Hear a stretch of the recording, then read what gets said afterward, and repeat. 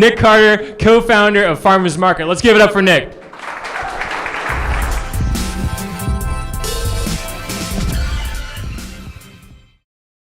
All right, so this year I started an online farmers market because I wanted to solve some pretty interesting problems, at least to me, and that I'm passionate about. Here's the deal. Consumers today, their needs and their desires are changing. They no longer believe that options at the grocery store are like organic eggs versus free-range eggs, right? They want to know what the hen was fed, what breed of hen she was, whether she walked around the farm or not. And the reality is grocery stores cannot deliver that level of option to the consumers, but the farmers who are growing that kind of product also have a problem trying to get their product to the consumers who care about it. So we solved that problem by creating an online farmers market that we launched in January.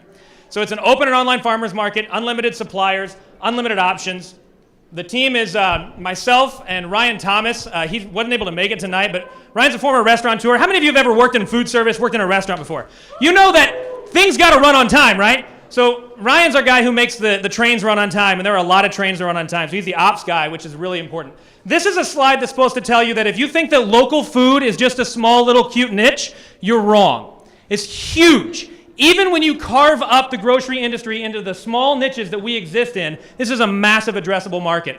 Our competition includes grocery stores, grocery delivery, and then you've got farmers markets, okay? I'm going to talk about the first two identically, because even though to you as a consumer they may seem separate, they're not in their business challenges. The grocery stores and the grocery delivery, 100% of the time, if a farmer comes to them and says, my eggs are better than the eggs that you're selling, so you need to carry my eggs, the choice they have to make is to take one line product of eggs that they are selling and take it off the shelf. They have a finite amount of shelf space and or warehouse space, whether they're delivery or grocery stores.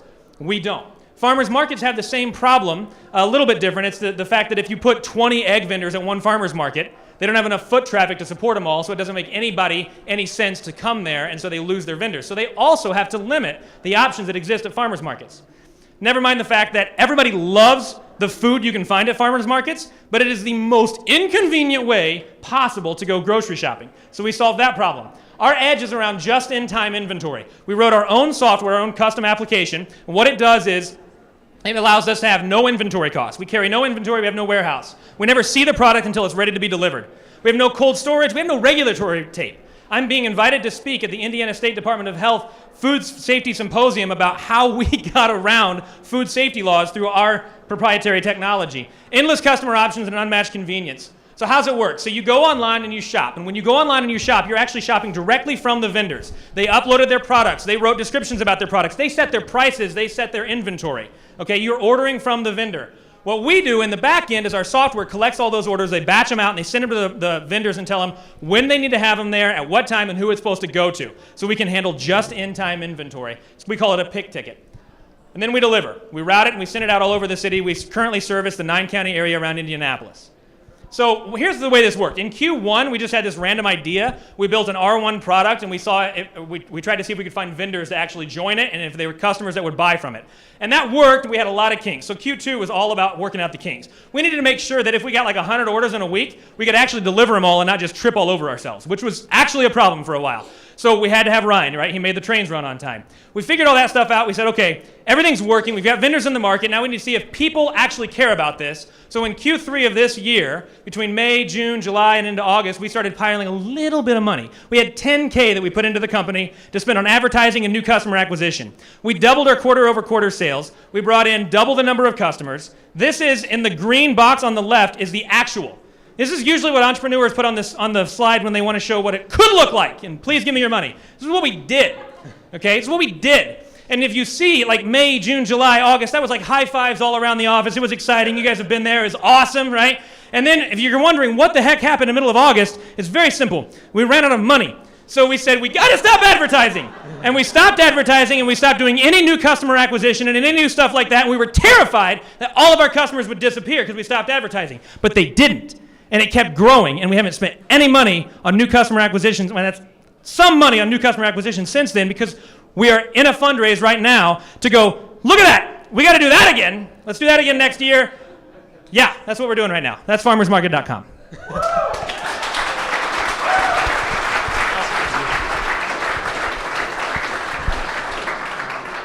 Questions?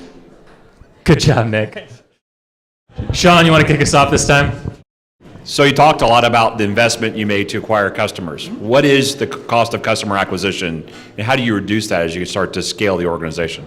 Costs us about $40 to acquire a customer long term. How we reduce that is we really have to engage what's called a market host. I didn't have time to explain how it works, but one of our key go-to-market strategies is we find anchor employers and we make them a market host. We deliver there and we're like, hey, it's a part of their wellness program and everything like that.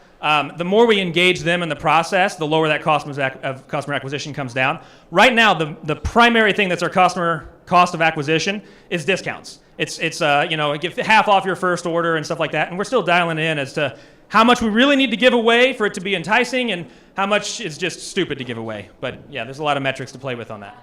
Good question. Yeah, really good question. Kelly? Oh, everyone's being so Midwest nice. Yeah. You go. Well, no, you go. No, you go. No, because my question was, I feel like I might be in your target market. Farmersmarket.com. I'll give you a discount code if you'd like one. I'm on it. I am never going to the grocery store again. I was hit by a car walking in. I'm never going again. All right. Why am I using you instead of Peapod, Green Bean, and Instacart, which are my current... Peapod is online grocery. I mean, it's a sexy name, guys, but it's online grocery. So you're going to buy your same national brands there. You're not going to find a local product that you know the farmer from. Green Bean Delivery is very similar. A lot of the online products that you have are a weekly commitment. $35 a week, we put a bin on your doorstep. That's a lot of pressure, okay? Because 1 week, you don't eat all that produce, and the next thing you know, you're like eating kale for breakfast because you got to get through it all. So this is just a simple free online market. It's ad hoc, you just buy. It's like, I mean, you just order what you need. So that's a key difference that we have there. But the other one is the access to who grew it, how it was grown. I want to contact the farmer. The same experience you'd have at a farmer's market when you stand across the booth and you say, well, did you feed them GMO grain or non-GMO grain? Because people care. You can do that through our site and then choose the vendors that you want to buy from and specify. You're not just buying free-range eggs. We have, I don't know, like 8 or 9 egg vendors now. You're going to pick the farm who you trust the most and you want to buy their eggs from them.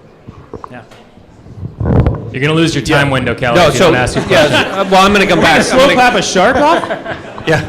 So I'm going to come back to the growth side of this, right? So this Yeah. is obviously geo-local in the nature and the way that it works. How does this scale from location to location to location? You built this based on the fact that you knew a bunch of people here. So how does that? True and false. I mean, we have a lot of traction in Indy because I've got a network in Indy. Our capital raise right now is to dominate Indy. We want to turn this into a cash flowing and profitable market. But our software is multi-tenant. So we have actually launched a second location, which is Lafayette.farmersmarket.com.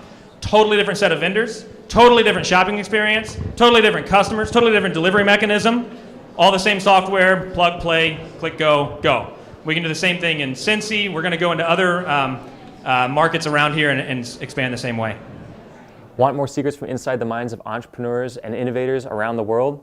Subscribe to our YouTube channel here and click the link below. We'll send you our best interviews and strategies for growing your business.